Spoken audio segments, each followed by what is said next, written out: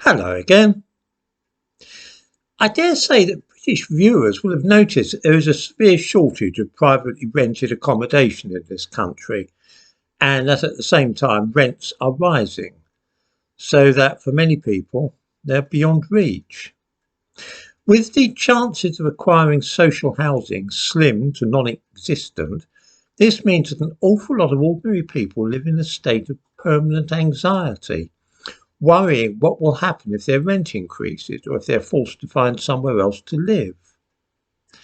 The situation is directly related to the rise in illegal immigrants crossing the Channel and requiring to be housed at the expense of the state.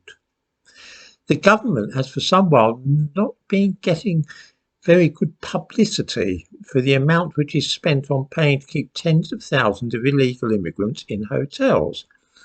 The latest figure is well over £7 million a day, and it's turning into something of a scandal. The government is really anxious to get rid of this problem.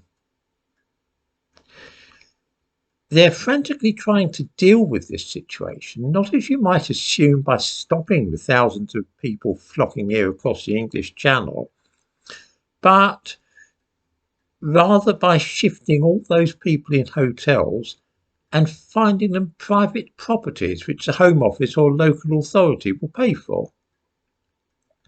This massive undertaking is being spearheaded by SERCO, the huge company which handles so much of the government's business these days. In the description to this video, I give a link to an advertisement which SERCO is now sending out far and wide to every estate agent in the country, and also to as many private landlords as they can identify. Allow me to quote, "Calling all landlords. We are looking for landlords, investors and agents with properties available in the North West, Midlands or East of England. All types of property required." It goes on to explain that SERCO provides asylum accommodation and support services in the North West of England, Midlands and East of England. Our purpose is the provision of accommodation, transportation and subsistence payments for asylum seekers while their claims are being processed. We are responsible for over 30,000 asylum seekers in an ever-growing portfolio of more than 6,000 properties. Our operating model is based on leasing properties from a wide network of landlords, investors and agents, with SERCO acting as a tenant. Prospective landlords, we want to work with you and will consider all types of properties, including traditional HMOs, family property, care homes, residential and former student accommodation. The attraction of having SERCO rent your property is made very clear. Rents are guaranteed, no more trying to collect your rent from awkward tenants.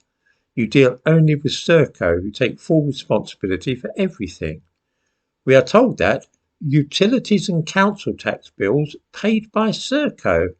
Well, that's not strictly true, of course.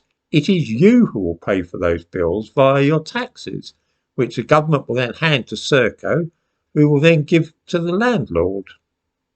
They offer 5-year contracts, which again make this very attractive to people who have been running student accommodation, say, or care homes that occasionally have empty rooms, or even people just a few houses which are renting out. SERCO guarantee that there will be no voids, which means that if you're running student accommodation, you might find that over the summer the place is empty. If you've got a care home, you might have people die and then there'll be rooms empty that have to be filled. This way, SERCO guarantee that they've got people ready and waiting to move into any spare rooms at all. So a lot of care homes are starting to deal with them, and student accommodation is becoming scarce as a result of this. This then is why some people have noticed that there is less and less rental property on the market lately. It's all being acquired by SERCO and given to asylum seekers. These people won't have to pay gas bills or council tax like the rest of us, but will live there for free.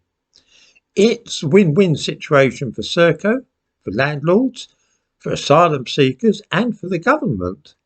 The only people to lose out on the deal are, as usual, ordinary people like us who pay their taxes. If you have a relative unable to find a property to rent lately, or if you've got a son or daughter who's in difficulties, this is why.